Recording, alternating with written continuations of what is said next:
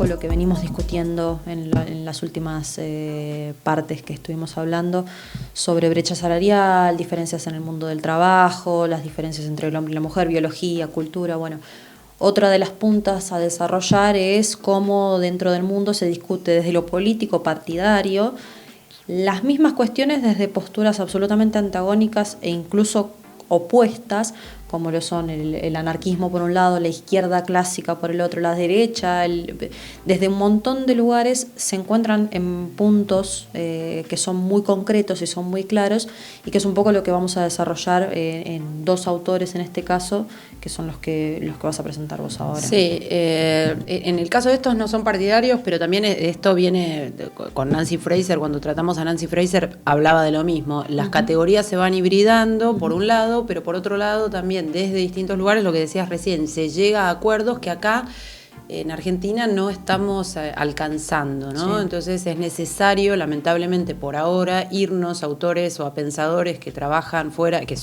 no son argentinos, porque bueno, no tenemos lamentablemente referentes acá que hablen, por lo menos popularmente, desde estos lugares. La primera es María del Prado Esteban Diezma. Ella es una española autodidacta, calificada como anarquista. También otros dicen que es viuda del marxismo, pero realmente tiene un pensamiento anarquista. Escribió hace unos años junto a un historiador que se llama Félix Rodrigo Mora un libro que fue muy polémico, se llamaba Femicidio o Feminicidio y Autoconstrucción de la Mujer, a donde digamos, discutía con la idea de patriarcado. Su idea de patriarcado justamente es la que vamos a leer hoy, pero ella plantea, tiene una visión totalmente distinta a la visión del feminismo hegemónico sobre el patriarcado, y es una de las responsables o de quienes divulgaron a Byul-Chul Han, de quien también hablamos la vez pasada en el mercado hispanoparlante, porque acuerda con él, sobre todo en que a mí también es lo que más me interesa de todos los planteos que tiene él, las críticas a la cultura digital, ¿no? Ella, bueno, digamos, está muy imbuida en todo esto. De hecho, se retiró de la vida pública hace un par de años, primero porque, bueno, el feminismo hegemónico le hizo mucho bullying y se pudrió, y también porque la vida pública en el presente tiene mucho que ver con la cultura digital y bueno, se ve que se pudrió. Claro. Pero la verdad que es una persona muy recomendable, y a raíz del libro dio muchas conferencias, muchas de ellas están disponibles en internet, así que el que le interese puede leerla, verla, escucharla, etcétera. Bien.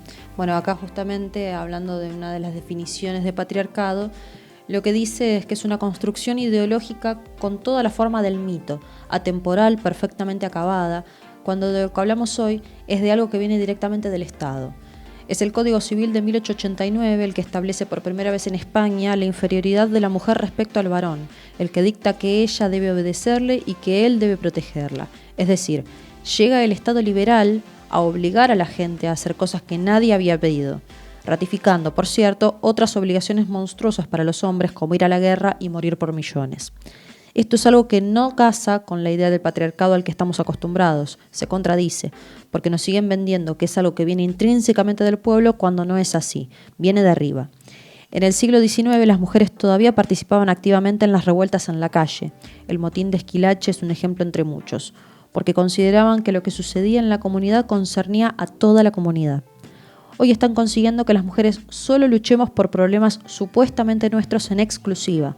Una cosa estupenda para el sistema, porque mientras estemos solos y enfrentados, hará lo que le dé la gana. La idea del Estado para sustituir el ámbito propio del pueblo... Las clases en el poder han tenido desde el siglo XIX un objetivo muy claro: ampliar las funciones del Estado para sustituir el ámbito propio del pueblo. En esa estrategia, el enfrentar a las mujeres con los hombres es fundamental. Destruir las células de convivencia básicas con el fin de crear una nueva sociedad con una nueva criatura que es esta de hoy, un animal laborans que solo trabaja y consume. Exactamente, eso también es lo que dice Byul, el animal laborans que solo trabaja y consume.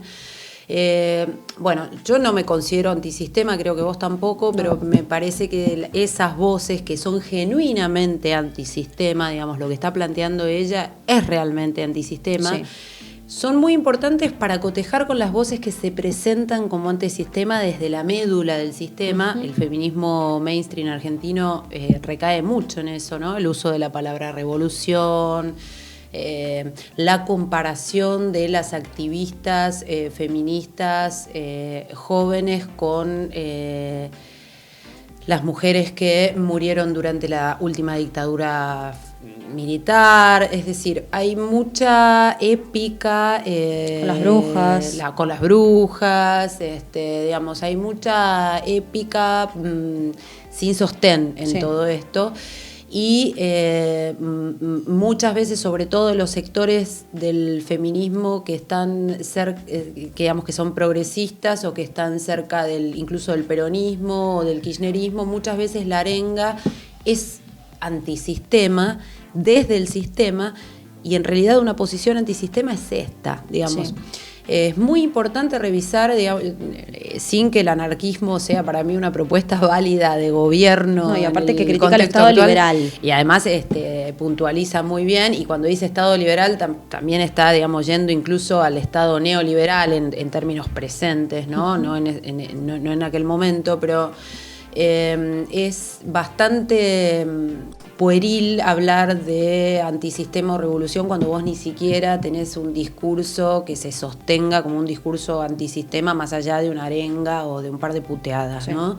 En la funcionalidad al poder que hay cuando vos dividís a la masa ya hablamos muchísimo de eso, ¿no? Pero digamos, en oponer a hombres y mujeres, incluso a minorías, para enfrentarse y controlarse mutuamente, hay una subordinación al poder y al sistema que hace que de ninguna manera lo estés combatiendo más allá de lo que digas. Sí.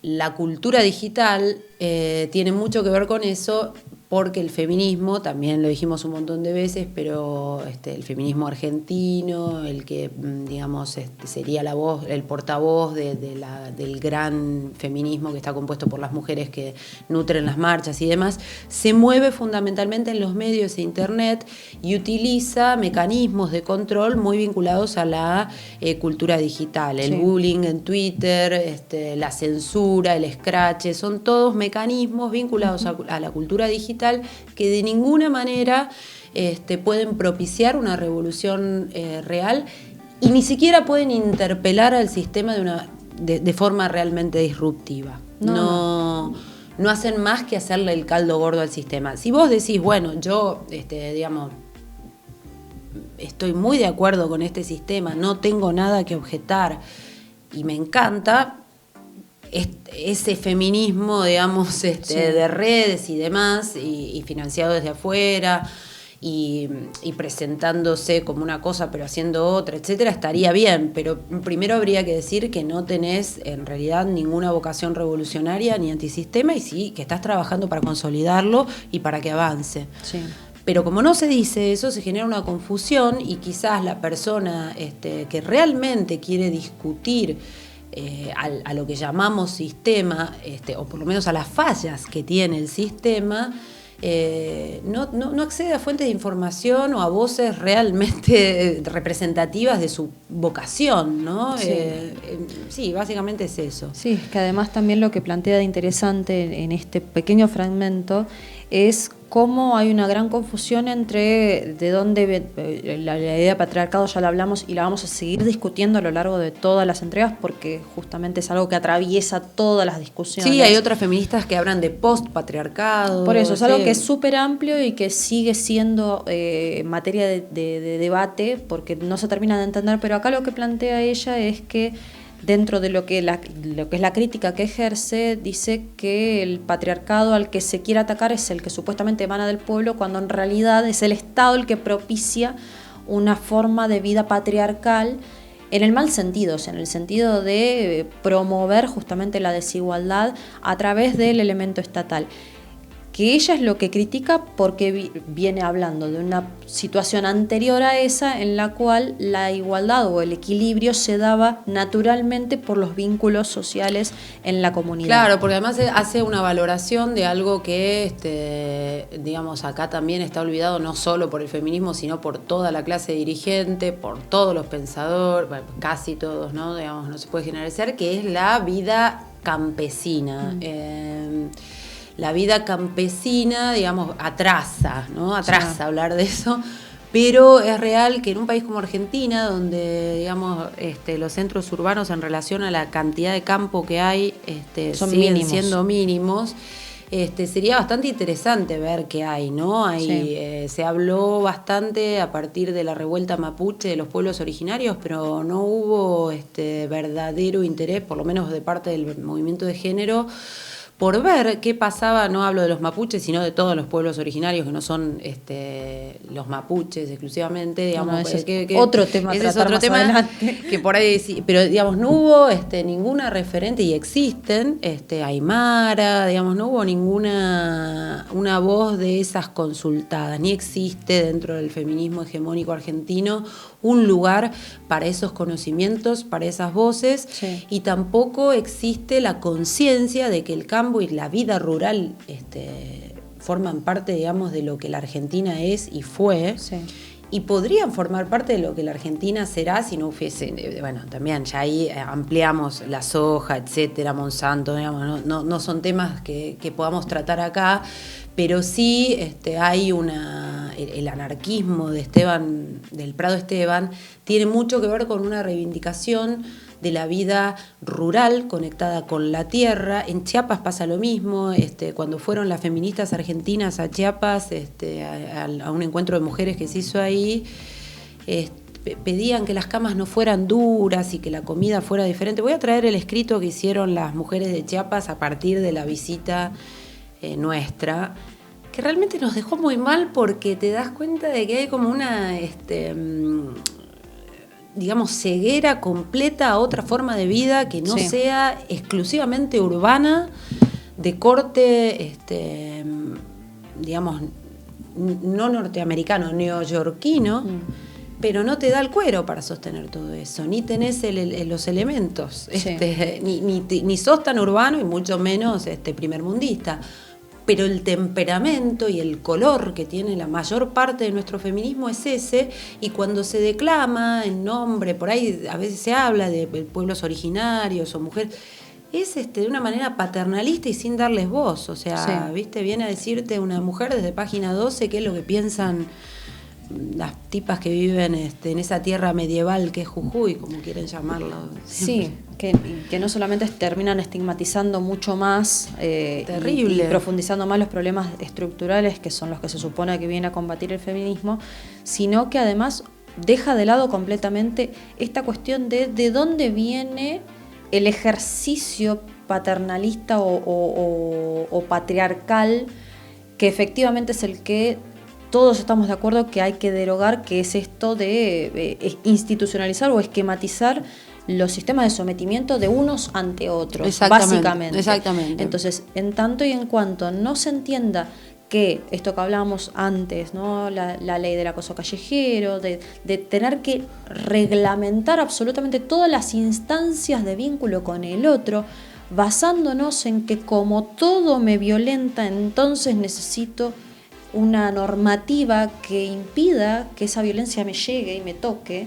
No solamente estamos promoviendo el individualismo extremo, que cada quien se encierre en sus propias burbujas, sino que además sigue sin estar discutido el modelo que permite que todo eso suceda, que no es el Estado en sí, porque entonces en todo caso tendríamos que rever de qué Estado estamos hablando, sí, al hablar del Estado. Estado elefantiásico, pero eso. No el Estado, no es el Estado a secas, por eso, claro. Porque ahí es donde entra, y donde entra como caballo esto de separar la Iglesia del Estado, y entran todos un montón de otras discusiones que no tienen un pedo que ver con esto, pero que en la lógica de que todo vale lo mismo, más o menos enganchan y de repente tenés un par de adeptos más, pero que al final lo único que generas es que el problema se agrande de manera permanente, y que ese Estado al que se supone que estás criticando y al que se supone que decís que es paternalista, machista, patriarcal y que te somete y que te violenta, lo único que estás haciendo es decirle, seguí así, que vamos bárbaro, Claro. porque en tanto vos me satisfagas este par de demandas que yo te hago, entonces está bien que existas. Y ahí nuevamente entramos, porque el problema más grande que tenemos es la permanente entrada en contradicciones en la que se encuentra el feminismo. Y el mayor problema que hay en esto sigue siendo la confusión que se genera y que mientras tanto las condiciones de vida se nos empeoran, el Estado sigue siendo algo en lo que nosotros no estamos participando de manera activa y consciente. Sí.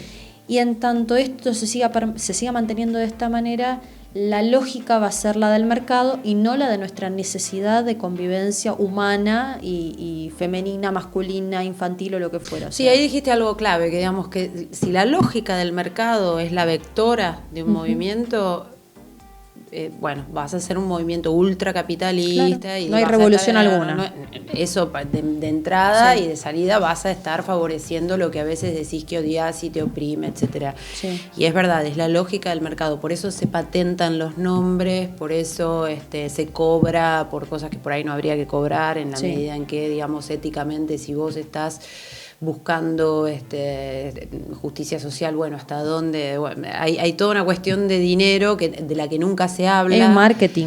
El marketing, la Sí. perspectiva de género se aplica a todo, digamos, vos tenés que construir tus sentimientos, tenés que ponerle perspectiva de género a la escuela, a la universidad, a la literatura, a la historieta y a la música, pero no hay ninguna persona que se haya ocupado a hablar de la perspectiva de género y el dinero que solventa y que hace que esa perspectiva de género tenga que implementarse en todos los sectores de la sociedad. Sin embargo, ¿cómo se banca eso? No, ahí no se discute. Nos callamos. Hay cosas que hay que rever, es Sí. cierto, por algo estamos acá hablando, haciendo este programa, o sea, no es que no nos atraviesa o no nos invita a reflexionar al respecto. El tema es que en tanto no nos detengamos a ver por dónde nos están queriendo llevar, la lógica es esta, ¿no? La de seguir profundizando, que el mercado sea el que nos lleve y que, a ver, si estamos, aparte que es algo muy, muy evidente en este tiempo, si en 4 años lo único que sucedió en líneas generales fue el deterioro del nivel de vida socioeconómico de toda la población, sin excepción, salvo los pequeños, grandes ganadores de todo este quilombo financiero y económico en el que nos metimos con el neoliberalismo de Macri de los últimos años, mientras tanto hubo una industria que creció exponencialmente y es la que tiene que ver con el género, porque hay revistas que se dedican y que tienen de repente una masividad que antes Más no que tenían. una industria, yo le diría un negocio, por respeto a la industria. Bueno, es cierto. Hubo un gran negocio Sí. que ha crecido de manera exponencial, permanente y sustentada, y que tiene que ver con todo esto, con el merchandising, con la cantidad de elementos, las horas en televisión, las horas de radio, las horas en medios, todo eso que es un montón de guita, que se mueve, las charlas, por eso, que movilizar gente, poner escenarios, que incluso dentro de esos congresos, en ese contexto, dentro de esas charlas, qué sé yo, puede haber cosas interesantes, sí, putas claro. interesantes, pero lo que termina prevaleciendo, lo que decanta de todo eso, siempre es como la mirada más simplista, más mercantilista, menos pluralista, más vigilante. También lo hablábamos en el programa pasado, esta ridiculez de que haya mujeres que no pueden hablar o haya minas con las que no se debate porque sí. no hablan en los términos en los que un grupo de personas dispuso que hay que hablar. Bueno, es absurdo, pero no es un invento argentino, como lamentablemente no estamos inventando demasiadas cosas desde hace muchos años, sino que es un problema global que también afecta a las economías pujantes o a las economías no tan hechas mierda como la nuestra, y sobre la que hay un montón de gente discutiendo. El segundo tipo al que vamos a leer es Diego Fusaro, es un italiano que proviene del marxismo. Escribió sobre Gramsci, filósofo, y la verdad que es muy interesante, la está rompiendo, hay un montón de gente atendiéndolo porque es muy claro. Es muy claro, muy pedagógico, habla para todo el mundo y bueno, si alguien quiere que venga a discutirlo, ¿no? Sí, bueno, en este fragmento dice: creo que hoy debemos replantearnos una recategorización de la realidad política según la dicotomía arriba-abajo, o la categoría élite-pueblo, que a veces se utiliza como sinónimo, y esto a colación de lo que hablábamos antes, izquierda, derecha, totalmente. Categorías perimidas, hay que empezar a hablar desde otro lugar. Esto implica que si la élite, el señor globalista, es precisamente cosmopolita, a favor de la apertura ilimitada de la libre circulación, el siervo, en cambio, debe luchar por la soberanía nacional popular como base de la democracia de los derechos sociales. Los llamados derechos civiles hoy en día son, en realidad, ni más ni menos, los derechos del bourgeois, que Marx había descrito en La cuestión judía. En otras palabras, son los derechos del consumidor, como diríamos hoy, los derechos del individuo que quiere todos los derechos individuales que puede comprar concretamente. Estoy pensando en los vientres de alquiler, por ejemplo, en la custodia de los niños según el coste del consumidor.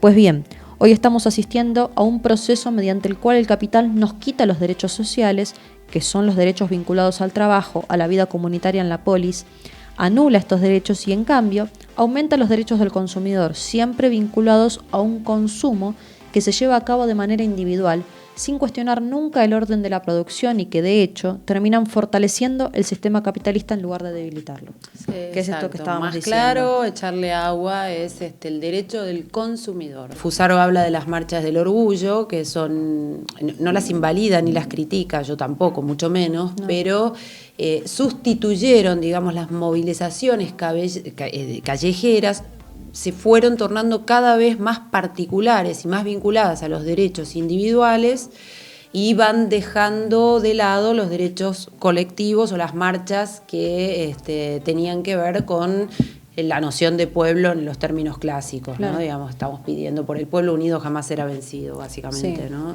Pero eso, aparte, nosotros lo tenemos como ejemplo muy claro y muy concreto en estos, volviendo nuevamente, ¿no? Nos ponemos en contexto, 4 años de macrismo. Los primeros 2 años se salió masivamente de verdad a luchar por derechos colectivos, como fue la reforma laboral y la reforma previsional, que fueron los 2 puntos más álgidos del primer tiempo de gobierno de Macri, y que el pueblo de verdad salió de manera espontánea, masiva y heterogénea completamente, porque salió gente de todos lados, grande. Sí, no era la oposición. No, era la gente en general. Había mucho que se vayan todos, sí.